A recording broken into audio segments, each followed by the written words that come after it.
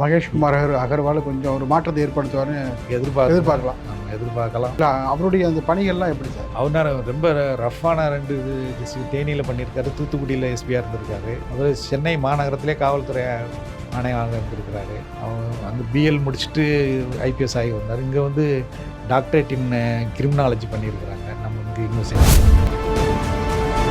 Sir, என்னென்ன தடைங்க sir இதில் segments? ஏன்னா குற்றவாளி வந்து ஏதாவது ஒரு சின்ன தடயத்தை விட்டுட்டு போவான் இல்லைங்களா? இல்லை, அதான் அந்த க்ளவுஸு, அவன் போட்டிருந்த ட்ரௌசர், சூட்கேஸில் சடலம் கிடந்த அந்த வழக்கு, கணவனை வெட்டி இது பண்ணுறது இல்லாமல் அதை வீடியோ எடுத்து அதை ரசித்து பார்த்துக்கிட்டு இருந்திருக்கிறார். நம்ம தலையை துண்டாக வெட்டியிருக்காங்க. அப்புறம் கை கால்கள் உள்ள மசில்ஸ் எல்லாம் துண்டாக வெட்டி முண்டத்தை மட்டும் சூட்கேஸில் பேக் பண்ணியிருக்காங்க. மற்ற தலையை தவிர மற்ற பாகங்கள் எல்லாத்தையும் கட்டி பின்னாடி இவனோட இந்த லேடிக்கு இவனோட கான்டாக்ட் கிடைச்ச உடனே இவன் நானே உன்னை மேரேஜ் பண்ணிக்கிறேன், நீ என் கூட வாங்கும்போது இவன் விட மாட்டான், நம்ம நீ பண்ணின்னா இவன் நம்மளை வெட்டி நல்லா கான்சன்ட்ரேட் பண்ணி பிடிக்க வேண்டியிருக்கிறதுனால சிபிசிஐடிக்கு அனுப்பினா அவங்களுக்கு அந்த ஒரு கேஸ் தான். ஒரு செட் ஆஃப் போலீஸ் ஆஃபீஸருக்கு இந்த கேஸை கொடுத்து அதை கண்டுபிடிக்கணும். நல்ல காதலுக்காக கணவனை கொன்ற உச்சக்கட்ட கொடூரம். ஆனால் வந்து விரைவாக பிடித்த காவல்துறை, அது ஒரு பக்கம், அது வந்து வேகமாக நடந்துச்சு. ஆமாம், அது பண்ணிடுறாங்க. கண்டுபிடிக்கிறதுல போலீஸு ஒன்றும் இது வீக்கே சொல்ல முடியாது.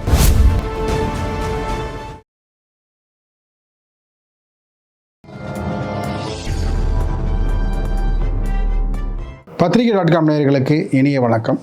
இன்றைய நிகழ்ச்சிக்கு நம்மோடு இணைந்திருப்பவர் சென்னை காவல்துறையில் முன்னாள் உதவி ஆணையராக பணியாற்றி ஓய்வு பெற்றுள்ள ரவீந்திரன் அவர்கள். வணக்கம் சார். வணக்கம். நல்லா இருக்கீங்களா? நல்லா இருக்கேன். பெரம்பூர் ரயில் நிலையத்தில் பார்த்தீங்கன்னா சூட்கேஸில் சடலம் கிடந்த அந்த வழக்கு, அது தொடர்பான அடுத்த கட்ட விசாரணைகள் எல்லாம் படிக்கிற பொழுது ஒன் பை ஒன்னாக ரொம்ப திடுக்கிற வைக்கிற அளவுக்கு நடந்திருக்கு. இது சினிமாவை வந்து மிஞ்சிற அளவுக்கு நடந்த இந்த சம்பவத்தில் வந்து 24 மணி நேரத்தில் உள்ள குற்றவாளிகளை கைது செய்த இந்த விதம் எப்படி பார்க்குறீங்க? திறமையாக பண்ணியிருக்கிறாங்க. ரெண்டாவது, இது இவங்க எல்லாருமே அசாம் மாநிலத்தை சேர்ந்தவங்க.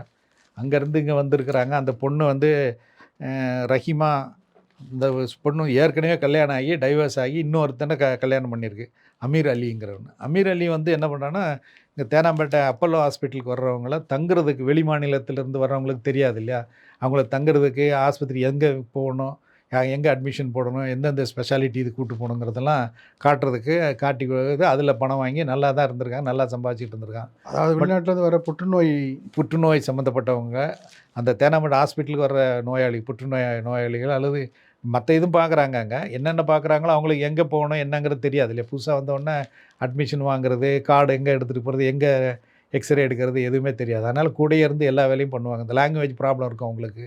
இவனுக்கு நல்லா இங்கே வந்து ரொம்ப நாள் ஆனதுனால இவனுக்கு தமிழும் தெரியும். அதனால் இவங்க எல்லாத்துக்கும் இது பண்ணி கூட்டு போய் பண்ணிவிட்டு நல்லா அதில் வருமானம் நல்லா வந்திருக்கு, சம்பாதிச்சு நல்லா இருந்திருக்கான். பட் அவன்கிட்ட ரொம்ப கெட்ட பழக்கம்லாம் நிறையா இருந்திருக்குது. அதை அவன் ஒய்ஃப் தட்டி கேட்டதுனால அவங்கள போட்டு அடிச்சிருக்கிறா. இந்த மாதிரி அடித்ததுனால இவனுக்கு வந்து ஒரு கோவம் வந்து நம்ம இது பண்ணுறானேன்னு சொல்லிவிட்டு இவனு கூட அஸ்ரப் அலின்னு சொல்லி ஒரு ஹாஸ்பிட்டலில், அப்பல்லோ ஹாஸ்பிட்டலே வேலை பார்க்குறவன். அவன் வந்து அங்கே இது பள்ளிக்கரணை பக்கத்தில் வேலை பார்க்குறான். எஸ்ஆர் டூல்ஸ் பக்கத்தில் இருக்க ஹாஸ்பிட்டலில். அது வந்து ஸ்பெஷாலிட்டி ஹாஸ்பிட்டல். அது என்ன ஆஸ்பத்திரி சார்? இது ஒரு ஆஸ்பத்திரி, அது ஒரு ஆஸ்பத்திரி. ஆமாம், அது வந்து இந்த கேன்சர் எதாவது இருந்தாலும் பிரெயினில் ரேஸ் வச்சு அடிக்கிறது, பிரெயின்லேருந்து ரேஸ் மாதிரி பாஸ் பண்ணி அடிக்கிற மாதிரி. அது காஸ்ட்லியஸ். 1 ஹவருக்கு 1 lakh 2 lakhன்னு வாங்குறாங்க. அந்த 1 ஹவருக்கே அந்தளவுக்கு. இது வந்து இங்கே இந்தியாவில் வேறு எங்கேயும் இல்லைங்கிற மாதிரி சொன்னாங்க. ரொம்ப ஸ்பெஷாலிட்டி ஹாஸ்பிட்டல்னு சொன்னாங்க. என்னுடைய ரிலேட்டிவ் ஒருத்தர் அங்கே போயிட்டு வந்தனால சொன்னார். அவரும் டாக்டர்னால அவர் சொன்னார் இது ஸ்பெஷாலிட்டி ஹாஸ்பிட்டல்னு சொன்னார். அங்கே வேலை பார்த்துக்கிட்டு இருந்திருக்கான். இவனோட இந்த லேடிக்கு இவனோட கான்டாக்ட் கிடைச்ச உடனே இவன் நானே உன்னை மேரேஜ் பண்ணிக்கிறேன், நீ என் கூட வாங்கும்போது இவன் விட மாட்டான், நீ பண்ணின்னா இவன் நம்மளை வெட்டி க்ளோஸ் பண்ணிடுவான் அப்படின்னு சொல்லிட்டு 2 பேரும் பிளான் பண்ணி அவனை க்ளோஸ் பண்ணணுங்கிற மாதிரி முடிவுக்கு வந்துடுறாங்க. முடிவு வரும்போது 2 பேரும் சேர்ந்து ஒரு 7-8 மாத்திரைகளை பாலில் போட்டு, தூக்க மாத்திரை பாலில் போட்டு கொடுத்துருக்குறான். அவன் குடிச்சிட்டு தூங்க ஆரம்பித்தோடனே இவனை வர சொல்லி 2 பேரும் சேர்ந்து துண்டு துண்டாக வெட்டியிருக்காங்க. என்ன கொடூரம்னா, இவன் வந்து வெட்டுறதை ரசித்து வீடியோ வேறு எடுத்து வச்சுருக்கிறான். கணவனை வெட்டி இது பண்ணுறது இல்லாமல் அதை வீடியோ எடுத்து அதை ரசித்து பார்த்துக்கிட்டு இருந்திருக்கிறான். நம்ம தலையை துண்டாக வெட்டியிருக்காங்க. அப்புறம் கை கால்கள் உள்ள மசில்ஸ் எல்லாம் துண்டாக வெட்டி முண்டத்தை மட்டும் சூட்கேஸில் பேக் பண்ணியிருக்காங்க. மற்ற தலையை தவிர மற்ற பாகங்கள் எல்லாத்தையும் கட்டி பின்னாடி அந்த கூவம் ரிவர் இருக்குது அந்த ஆற்றுல போட்டானுங்க. தலையை கொண்டு போய் செங்கல்பட்டு ரயில்வே ஸ்டேஷன் பக்கத்தில் கொண்டு புதைச்சி வச்சுட்டு வந்துட்டாங்க. இந்த பாடி எடுத்து வச்சுருக்கும்போது பாடி எடுத்து கொண்டு போய் அந்த சூட்கேஸை கொண்டு போய் 5வது பிளாட்ஃபார்ம் பெரம்பூரில் கொண்டு வச்சுட்டு வந்துட்டாங்க. அந்த இடத்துல சிசிடிவி கேமரா எதுவும் இல்லை. பட் அந்த என்ட்ரன்ஸில் இருந்துச்சான்னு தெரியல, சரியாக கவனிக்க முடியும் போல. சூட்கேஸ் வச்சுட்டு போன இடத்துல சிசிடிவி கேமரா இல்லைங்கிறத பார்த்துக்கிட்டு தான் அங்கே வச்சுருக்கிறாங்க. அதனால் கொஞ்சம் கண்டுபிடிக்கிறது லேட் ஆச்சு. ஒரு 30-35 வயசு இருக்குங்கிறது இவனுக்கு தெரிஞ்சது. இதை வச்சுக்கிட்டு அவன் போட்டிருந்த ட்ரௌசர், அந்த செத்துப்போனவன் போட்டிருந்த ட்ரௌசரில் ஒரு மார்க் இருந்திருக்கு. அதில் வந்து இந்த குறியீடு இருக்குது, இந்த பார்கோடுங்களா? பார்கோடு இருந்தது. பார்கோடை வச்சு அந்த கடையை கண்டுபிடிச்சி, அந்த கடையில் போய் கேட்டு யார் யாரெல்லாம் வாங்கியிருக்கிறாங்கன்னு கண்டுபிடிச்சதில் சில ஃபோன் நம்பர்ஸ் கிடச்சிருக்குது. எக்ஸ்பெஷலி கொஞ்சம் இந்த ஷார்ட்ஸ் மட்டும் வாங்கியிருக்காங்கன்னா கொஞ்சம் நம்பர் இருந்து அதில் ஒரு நம்பருக்கு போடும்போது எடுத்துகிட்டு திருப்பி சுவிட்ச் ஆஃப் பண்ணிட்டாங்க. சுவிட்ச் ஆஃப் பண்ணோன்னே போலீஸுக்கு சந்தேகம் வந்துருச்சு, இதில் ஏதோ ப்ராப்ளம் இது இருக்குதுன்னு சொல்லிட்டு அந்த சுவிட்ச் ஆஃப் பண்ண செல்ஃபோனுடைய இதெல்லாம் எடுக்கும்போது அவங்க வீடியோ காலில் இதில் மட்டும் வாட்ஸ்அப் காலில் மட்டும் பேசிகிட்டு இருக்காங்க, ஆன் பண்ண மாட்டேங்கிறாங்க. அந்த ஃபோனுடைய லொக்கேஷன் பாண்டி பஜாருக்கும் அது டி நகர் பாண்டி பஜார் இந்த ஏரியாவிலையும் தேனாம்பட்டி மூவ் ஆகிட்டே இருக்கிறனால சரி அங்கே தான் அக்யூஸ் இருக்கிறாங்கிறதுனால அங்கேருந்து மறைஞ்சு பார்த்துக்கிட்டு இருந்துருக்குறாங்க. அப்படி பார்த்து இது பண்ணும்போது தான் அதுக்கு பிறகு அந்த சூட்கேஸுக்குள்ளே 2 க்ளவுஸ் இருக்குது. எல்லோ அண்டு சிவப்பு கலரில் அது ஸ்பெஷல் க்ளவுஸ் மாதிரி இருந்துச்சு. அதில் அந்த ஹாஸ்பிட்டல் சீல் இருந்ததை வச்சு அந்த ஹாஸ்பிட்டலுக்கு போயிட்டாங்க. துறப்பாக்கத்தில் உள்ள அந்த அப்போலோ ஹாஸ்பிட்டலில் போய் இது பண்ணும்போது அதை கேட்கும்போது அவங்க வந்து இதை யூஸ் பண்ணுறவங்க யாருக்கும்போது 2-3 பேர் இவங்க தான் யூஸ் பண்ணுறாங்கன்னு சொன்னோன்னே சரி ஸ்ட்ரெயிட்டாக காலையாச்சு இது பண்ணாமல் அந்த ஹாஸ்பிட்டல் வரைக்கும் வந்திருக்கலன்னு அந்த டேட்டில் அங்கே என்ன இது நடந்திருக்குன்னு சொல்லி வீடியோ செக் பண்ணும்போது ஒரு ஆட்டோ வந்து நிற்கிது. இங்கே அது ஒரு பையன் ஏறி போகிறான். அந்த ஆட்டோ நம்பர் இதெல்லாத்தையும் வச்சு வண்டி எங்கே வரைக்கும் போகுதுன்னு பார்த்தா பெரம்பூர் வரைக்கும் போகிறத ட்ரேஸ் பண்ணிட்டாங்க. அது பெரம்பூர் ரயில்வே ஸ்டேஷன் வரைக்கும் இந்த ஆட்டோ தான் போயிருக்குன்ன உடனே அந்த ஆட்டோவுடைய இது மாதிரி நம்ம கால் டாக்ஸி மாதிரி அந்த ஆட்டோ இது வச்சுருக்காங்களா, அந்த இதுலேருந்து வந்த ஆட்டோ அந்த இதை வச்சு அந்த ஓனரை கண்டுபிடிச்சி அந்த டிரைவர் யாருன்னு கண்டுபிடிச்சாங்க. அந்த டிரைவர்கிட்ட நீ எங்கேருந்து ஏற்றிட்டு போனான்னா இந்த ஹாஸ்பிட்டலில் இருந்தால் ஒரு ஹஸ்பண்ட் ஒய்ஃப் ஏறினாங்கன்னு சொல்லலாம். அவனுக்கு யாரும் தெரியாது இல்லையா, ஒரு லேடியும் ஒரு ஜென்ஸும் ஏறினாங்க. தேனாம்பேட்டைக்கு போனால் அங்கேருந்து லக்கேஜெல்லாம் எடுத்து வச்சுட்டு பெரம்பூருக்கு போனேன், அங்கே இறக்கி விட்டான்னு சொல்லிட்டாங்க. இதை வச்சுட்டே இவன் தான் அந்த இதை ஹேண்டில் பண்ணுறான்னு தெரிஞ்ச பிறகு தான் இவனை பிடிச்ச உடனே அந்த லேடி 2 பேருமே சேர்த்து பிடிச்சிட்டாங்க. அந்த லேடி கன்ஃபெஷனில் எல்லாமே சொல்லிடுச்சு, தான் என்னென்ன பண்ணாங்கிறது எல்லாத்தையுமே சொல்லியிருக்குது. எவ்வளோ அடிச்சு திருப்பி அந்த வீடியோ எடுத்து நான் ரசித்து பார்த்துக்கிட்டு இருந்தேன்னு வேறு சொல்கிறான் ஸ்டேட்மெண்ட்டில். அவ்வளோ கொடூரமாக கொலை பண்ணியிருக்கிறான். வேறு என்னென்ன தடையும் சார் இதில் சிக்குனுச்சு? ஏன்னா குற்றவாளி வந்து ஏதோ ஒரு சின்ன தடயத்தை விட்டுட்டு போவான் இல்லைங்களா? இல்லை, அதான் அந்த க்ளவுஸு, அவன் போட்டிருந்த ட்ரௌசர், இந்த 2 தான் முதல்ல இவங்களுக்கு கிடச்ச எவிடன்ஸ். இதை வச்சு அந்த ஹாஸ்பிட்டல் போன பிறகு அதுக்கு பிறகு அந்த ஆட்டோவை ட்ரேஸ் பண்ணுறது, அதெல்லாம் போலீஸுடைய திறமையில் இன்வெஸ்டிகேஷன் திறமையில் ஒன்று ஒன்றா கண்டுபிடிச்சி ஈஸியாக எடுத்துகிட்டு போயிட்டாங்க. கண்டுபிடிச்சி அக்யூஸ்டை செக்யூர் பண்ணிட்டாங்க. கள்ளக்காதலுக்காக கணவனை கொன்ற உச்சக்கட்ட கொடூரம். ஆனால் வந்து விரைவாக பிடித்த காவல்துறை அது ஒரு பக்கம், அது வந்து வேகமாக நடந்துட்டு இருக்கு. ஆமாம், அது பண்ணிடுறாங்க. கண்டுபிடிக்கிறதுல போலீஸு இன்னும் இது வீக்கே சொல்ல முடியாது. மேக்ஸிமம் எல்லா கேஸுமே கண்டுபிடிச்சிடுறாங்க.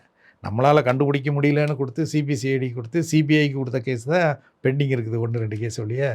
மீதியெல்லாம் மேக்ஸிமம் கண்டுபிடிச்சிட்றாங்க. நீங்கள் இப்போ சிபிஐ சிபிஐசின்னு சொன்னதுக்கப்புறம் தான் இந்த ஹார்ட் டிஸ்க் விவகாரம் அதை இப்போ வந்து சிபிசிஐடிக்கு மாற்றிருக்காங்க.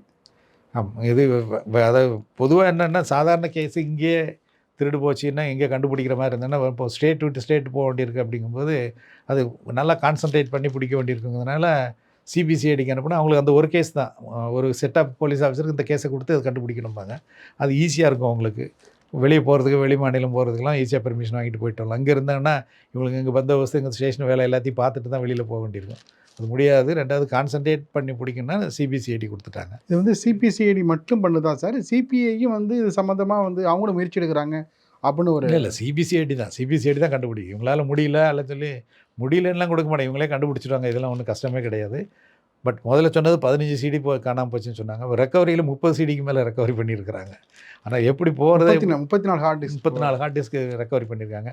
அங்கே கேமரா இருக்குது, எல்லாம் இருக்குது. எப்படி பார்க்காம விட்டாங்க? இவங்களுக்கு மேலே அதிகாரிகள் இருக்கிறாங்க, இன்ஜினியர்ஸ் இருக்குவாங்க, அவங்களாம் பார்த்துருக்கணும்ல. அவங்களாம் யாருமே ஏன் பார்க்காம விட்டாங்கன்னு தெரியல.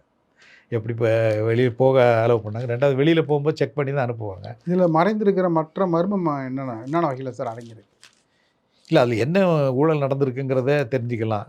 அதுக்காக இருக்கலாம். ஒன்று வேறு யாராவது சொல்லி எடுத்திருக்கலாம். அதை அந்த அக்யூஸ் எப்படி கன்ஃபஸ் பண்ணுறாங்கிறத பொறுத்து இருக்குது. அவன் கன்ஃபெஷனில் அவனே காசுக்காக ஆசைப்பட்டு எடுத்திருந்தான்னா அவனுடைய இது. மற்ற யாராவது சொல்லி எடுத்திருந்தாங்கன்னா ஈஸியாக போயிடும். போலீஸுக்கு இன்னும் அவங்க மேலேயும் கேஸ் போடுறதுக்கு ஈஸியாக இருக்கும். அது இன்னும் இன்வெஸ்டிகேட் பண்ணால் தான் தெரியும். இதில் ஏதாவது உண்மைகள் ஏதாவது மறைக்கப்படுகிறதா? இல்லை, உண்மை நிச்சயமாக மறைக்க மாட்டாங்க. எப்படி இதே இப்போ இதான 15 டிஸ்க்குன்னு சொல்லிட்டு 34 டிஸ்க் வந்ததே ஒத்துக்கிறாங்க.